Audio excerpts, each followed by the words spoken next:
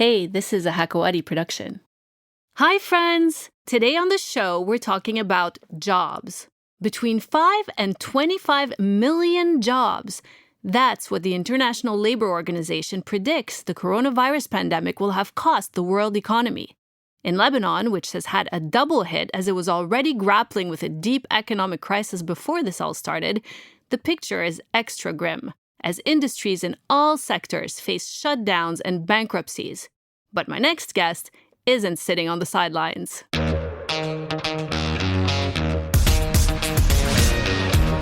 He's the co-founder of Jobs for Lebanon, a platform that's part of a broader movement that rallies the global diaspora. Joining us from San Francisco, California, please welcome Roy Baladi. Hi, Roy. Welcome to the show. Thank you. Thank you for having me. And good morning. I know you just got up a couple of hours ago. And first of all, I have to ask you about your cold showers in the morning, which you revealed to me when we were trying to plan this interview. You mentioned that you needed time to meditate and take your cold shower because, that's what you do in the morning. Is that what everyone's doing in Silicon Valley? I mean, look, we are a bit woo-woo here in the Bay Area, but the woo-woo tends more towards kombucha and yoga. I have a habit of doing 36. I'm 36 years old. And so I learned that from just a friend of mine who's a mentor to me and who I've met while volunteering in prison. He's the calmest person I know. And so I do right now 36 minutes of meditation, 36 cold seconds in a cold shower, and 36 burpees. Start with the burpees, then the shower. Wow. Interesting. I guess that explains why babies don't meditate. They do 0 minutes. The older you get, the more stressed out you get too. You need more time. All right. So tell everyone what Jobs for Lebanon is all about. Jobs for Lebanon is a call on the global diaspora to hire Lebanese in Lebanon. That's simple. That's the sentence that governs us. And if you break down this sentence, a call, it's an ability to, make heartfelt calls, heartfelt videos, something that could just be spread across the diaspora, to the global diaspora, to the Lebanese living in all 200-something countries around the world, to hire Lebanese in Lebanon, which is to go on jobsforlebanon.com, post jobs, candidates apply, get hired. And the reason for this is because the Lebanese market got choked off with the economic situation and with tough closed borders with our neighbors. And so the only outlet is creating jobs that we didn't know existed, but are there. And that's what the call is about. So is it just for people to hire people in Lebanon, like that are already here? Or is it also for companies outside of Lebanon to maybe hire freelancers and people to work remotely with them? It's the latter, right? So there aren't that many jobs open right now in Lebanon. Anyone can post and apply, even if they are in Lebanon. But the goal is to be able to call on the diaspora wherever they are, to have freelance jobs, to have even full-time jobs that they can offer remotely to Lebanese in Lebanon so that we can revive the economy. How did you develop the platform? I mean, how did you come up with the idea? And then why you? Like, what's your background that you felt that this was something you could do and help with? So I'm helping realize a vision. It started with a friend of mine who gave me a call. She had just returned from maternity leave, and she had a dozen messages back in the Thawra, back in December, when things were, high energy because we're all kind of finally putting at rest all the other flags and just holding the Lebanese flag. And that was a moment of hope. But on the other hand, a lot of people had just highly educated people had lost their jobs, and the jobs were disappearing. So she had that kind of a solution in her mind to call on the global diaspora to hire Lebanese in Lebanon. And then she and I started to bring in some of our close friends who could make that sentence come true, call the global diaspora to hire Lebanese. And that turned into a group of 13 of us during January, February, and March. And on March 10th, we actually launched accidentally. The video leaked. And that turned into a viral video campaign, which was fantastic. And from there, now we're a team of 40 volunteers. We're all volunteers. We're a nonprofit, so owned by no one, a collective of people just working together, highly organized in order to, and we break ourselves into 3 departments, virality. So we're a team of 10 designers, creatives, art directors, creating campaign after campaign. And we'll start seeing them more. And then you've got a team of 20 who are the growth team, who are all over the country, all over the world, in 17 different cities. So there's an ambassador. So we have an ambassador program, an ambassador in Australia, an ambassador 3-4 in the Middle East, in Kuwait, in Dubai, in Lebanon for sure, in Europe, Paris, London, Italy, and in the US, we have 3 or 4, and it goes down to Argentina. And the goal is to be in every city in the world within a year, sharing that viral campaign. And then finally, the product, which is a recruiting system that was offered to us by a company called Smart Recruiters, which is a company I work at. Smart Recruiters is a recruiting system used by 4,000 companies around the world, including IKEA. So if you're in Saudi Arabia and then you apply to any job at IKEA, you're using Smart Recruiters in the background without knowing it. And other companies like McDonald's or Publicis and LinkedIn, Twitter, all of these companies use Smart Recruiters. So we got a free license, which allowed us to get 80 engineers worth of work for 10 years for free that you were able to adapt and wrap into a website called jobsforlebanon.com. Wow. But let me ask you this. So it sounds like Smart Recruiters has their act together since they're working with all these big corporations. But what's unique about Jobs for Lebanon as a platform? Well, first of all, the question can be broken down into 2 pieces. Why does Lebanon need something specific? And why this item in particular? Why is this recruiting system a great fit? So starting with Lebanon, we have a unique situation in the world whereby we have 3-4 times more people outside of the country than inside the country. We have a culture, a century and a half of people leaving the country, coming back and sending remittances back, coming back for Christmas, for New Year's, feeling very Lebanese, teaching their children Arabic, up to a certain number of generations. So this tie that you have back home makes Lebanon a prime candidate to be able to have a platform for them. Combine that with the fact that you can't access your money in the bank. Combine that with the fact that borders are closed. Then calling on the global diaspora is a natural thing for us. Now, why this platform? It happens that I work at Smart Recruiters, and so I have very good access. And I was a product manager there, so I helped build it for 3 years and know all the different partnerships that it connects to. But Smart Recruiters itself is the world's best recruiting software. It's not yet open to the public to come in and then just apply. It's usually at the moment, and that's going to change soon. But at the moment, it is for companies to be able to use that software like Visa or IKEA or McDonald's. All the recruiters are on this platform, but it is the most modern recruiting software out there. It's very easy to use, which is needed when you're making it as a do-it-yourself mode for Jobs for Lebanon. Now, 400 jobs have been posted in the last 3 months. I don't know the hiring managers. They just came in and self-served. So if it's an easy product, they can do it. And once they have it, once they've posted that job, they have the ability to receive candidates, see a matching score of every candidate to a job. So all this part of wasaya to kilhel usas are gone. Because here you have a machine learning algorithm that's going to break down the job description, break down the candidate resume, give you a ranking score, a match score, and ranks the candidates. And then you can, if you want to, send them coding assessments through partners or video interviews or even background checks, invite them to interviews, send them offers and hire them. So you can do the entire recruiting platform. So you're literally getting the tool that some of the top companies on earth have and pay for free. By the way, I gave it a try a couple of days ago. It is super easy to use. I played around with it actually, and there were a few job listings that caught my eye. Like, for example, a Lebanese bread maker. I mean, what could be better than baking delicious bread all day? Unfortunately, I don't think I'm qualified, but you have some interesting jobs out that are listed. What are some of the industries that are most kind of participating in this process and in this kind of coming together? There's a huge demand in tech. There's 70, 80 jobs out there. We're seeing almost one every day. A lot in design, a lot in marketing, a lot in HR. We're seeing a lot in engineering jobs. Actually, there was a candidate who got hired in Saudi Arabia, so is working from Lebanon as an MEP engineer in Saudi Arabia. And anything that you can do in technology, tech startups, they have really picked up and used that a lot. There's an e-bike company from the Netherlands that's owned by a Lebanese and Dutch team. And so they asked for a chief experience officer to be working there. So there's some really cool jobs, a lot in finance, a lot in accounting, a lot in consulting, as well as teachers, writers and copywriters.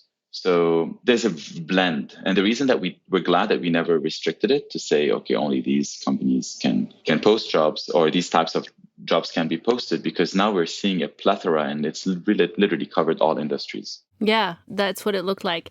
And the timing is great as people are working remotely anyways. So are you monetizing this platform, and what's the long-term plan in terms of keeping it sustainable? Yeah, so far it's free. You want to put, no, not so far. It is free now and forever.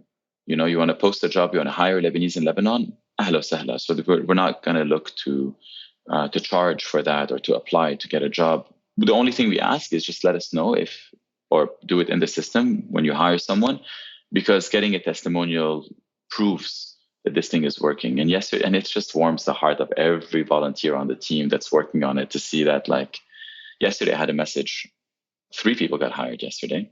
And then one of our colleagues, one of our ambassadors in Dubai, she reaches out to her friend and tells her, hey, I'd like to have a chat with you on jobs for Lebanon. She's like, oh, I know I love the platform. I posted a job 2 months ago, got quality candidates, hired someone. I'm actually looking to post another job tonight. She took us, like, we saw this and it just made us so happy. But now, long-term monetization strategy. Monetization in a world of a nonprofit where no one owns the entity, there are no shares, is about self-sustainability. Can you get to a point where you're able to cover expenses and develop the platform further? So what we're looking to do is, once the platform gets to a certain critical mass of candidates, then for companies like an Ernst & Young, Deloitte, or any other company that's looking to hire in Lebanon, right now they could be going to Indeed or LinkedIn or Bait, and they're posting jobs, to consider jobs for Lebanon as well, because you're going to have a list of thousands of candidates, very qualified.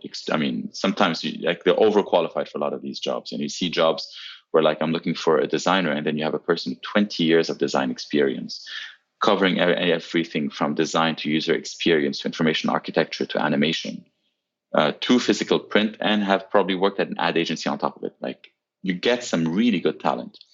So for those who anyways go on, for example, LinkedIn, for example, for a subscription, they could consider jobs for Lebanon and we're looking for a nonprofit cost that wouldn't be expensive, like a job posting, but instead you have this database for the price of a job posting or 2.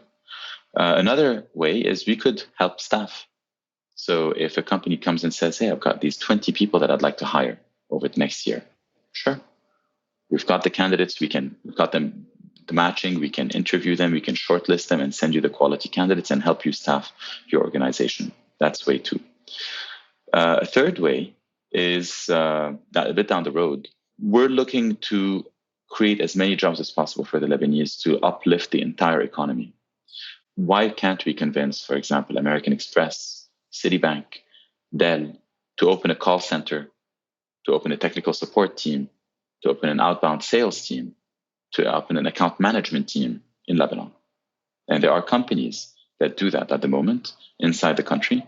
And so working with them and organizations, so there are training centers, there are outsourcing teams. So basically bring them together and be able to do some proper bids for larger enterprises in order to bring businesses to Lebanon and get people hired as well. This is so interesting from both perspectives, because yes, you're helping the community, but on the other hand, I would imagine it is, as you say, such an interesting market for corporations, because you have a highly educated population, many of whom are experienced, as you said, and multilingual, which is amazing, and so hungry for proper work. So it's really interesting from that perspective as well. But let me ask you this question. How important, in your opinion, is it for people from, a country to stick together once they've emigrated, as, people do these days and are all around the world? Is it important for, countrymen to kind of support each other? And why? Why are we all doing this? we're one of the people that you're talking about, like countrymen who, we have our jobs here, but we want to be able to help. Well, by the way, though, I'm talking about Lebanese in Lebanon and outside of Lebanon. There's so many. I was early on a call with AUB because we're launching a campaign with them, and our marketing team. It's very international, and they're in Lebanon. So we're a very international team. Why is it important? Because it gives you a sense of self. Yeah, and so many of the volunteers who are outside of the country on the initiative are in it because they grew up, masalan, in the US, speaking English. I was talking to a friend who's grew up in Alabama. She speaks Arabic really well. She went to Lebanon, worked there for a couple of years, came back. She is extremely engaged. It gives them a sense of culture. It gives them a sense of home. It gives them center. They know where they also come from, where their parents come from, where their heritage comes from. There's first of all like the sense of self-actualization and sense of self gives meaning to life. And then you can go down to more basic components in Maslow's hierarchy. And if you have a critical mass of people who are helping each other, think about all the different lobbies in the world, right? You don't have to go too far to think about some of the ones that are extremely successful. They help each other, and in unity is strength. And so if you can go on your own, you can go fast in sprints, but as a team, you can go far. And that's why that matters, to be able to say, hey, this is where I come from. I had another conversation with a lady who grew up in Bremena and left when she was 5 years old. I got in touch with her because she was trying to post a job on Jobs for Lebanon, and she reached out to the support team. And we're all on this support team. She lives in New Zealand, and we just hopped on a call, got a sense of where she's at. Living in New Zealand, she's still super tied to Lebanon, and she has her company, and she was looking for someone a sound engineer to fix the audio quality on her videos that she produces. And I believe she completed a hire. And so wherever you are, distance matters a lot less than where your heart is, and especially in a remote world, that's as important as ever. True that. There are some cultures that are really good at what you're talking about, at sticking together. Jews come to mind. They really support each other in every way, business-wise, politically, on social media. AIPAC is one of the most, one of the strongest lobbies in the U.S. How does Lebanon compare in terms of how organized it is? And what about other Arab countries? Are any of them organized when it comes to sticking together and supporting each other economically and politically? This kind of touches the political sphere. أنا ما خصني politics. Much more of a technologist. I'm like a nerd in San Francisco, basically. However, being part of this initiative, I've started to get connected because as we grow, called the global diaspora to hire Lebanese in Lebanon, the whole global diaspora piece calls for getting connected to the different groups. So we started to get a taste of what that looks like. There are pockets. I see some groups of 20,000 Lebanese on LinkedIn. There are some economic entities that get together, groups, but they're very disparate. There isn't anything like the Jewish lobby. Like the Jewish lobby is just highly organized. They're just, bravo عليهم كمان. There's like such a small population, and what they're doing, you look at it, you're like, well, there's a thing or two that we could learn in terms of the organizational front, And we are doing something like that right now. As we start to bring the global diaspora together, the different groups are going to connect. And the message is simple: create a job for Lebanese in Lebanon. So we can all stand behind that. It's not a hard one, and it'll make us all much stronger. And the vision goes beyond that, right? So vision is to create a new economic sector for the Lebanese in Lebanon. You think of the banking sector. You have the agriculture sector. You had the tourism sector, tech outsourcing or outsourcing. So this one is vision number one, to be able to accomplish that. By doing this, you would have connected the global diaspora to create such an economic sector, and you would have really delivered on what you were talking about a second ago about like how important is it and will it happen? It will. I think within a year, as we grow, as we are, this will happen, and we're going to be kind of a new version of a get-together group with agenda coming from a nonprofit. Kil Shi is on the website. Everything's completely transparent. What we stand for is there, and what we're all going for is this. So at least it's clean and something that people can stand behind, and it has integrity. It's creating jobs for people who didn't have the opportunity to leave the country or just chose to because they really love the country. Who can't stand behind that? Well, I can stand behind that. How fast is the platform growing? Can you give me some numbers? It's a rocket ship. So we launched on March 10th. We are, June 10th, roughly 3 months in.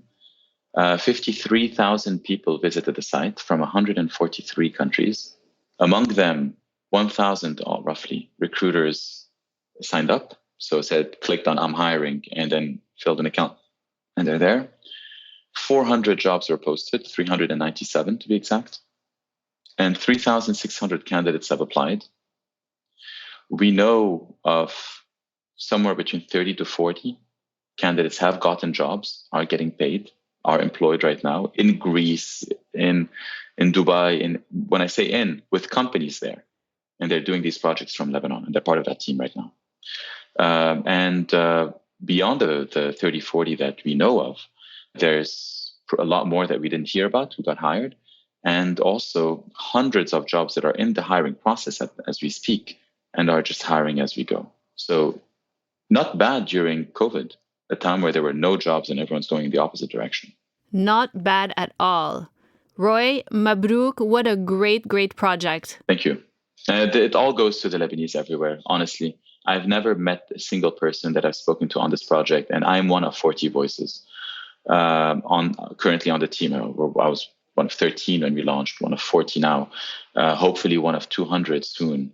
We're taking teammates who want to come and join, but any group that we've spoken to have been on board. So I would honestly say this is for everyone, and then Mabruk for all of us for actually sticking together and following through and seeing the results, seeing hires and seeing extremely happy people who are getting in income and keeping their brains fresh. And I'd recommend anyone is interested, go to jobsforlebanon.com, explore it. Well, I know there's a bunch of people like you who are doing a great job with this, but we're glad that you came on the show and shared this great initiative with us. And thanks so much for taking the time to tell us about it. Thank you, Nadia. Thank you for having me. It was such a pleasure. And that's the end of the show. Thanks for listening to this episode. If you liked it, be sure to follow us on social media. And if you'd like to support Lebanon and its talent, check out jobsforlebanon.com and TMR's great and unique merch online. It's now available on maisonorient.com, lebelique.com, and lebanesedesigners.com. See you next time.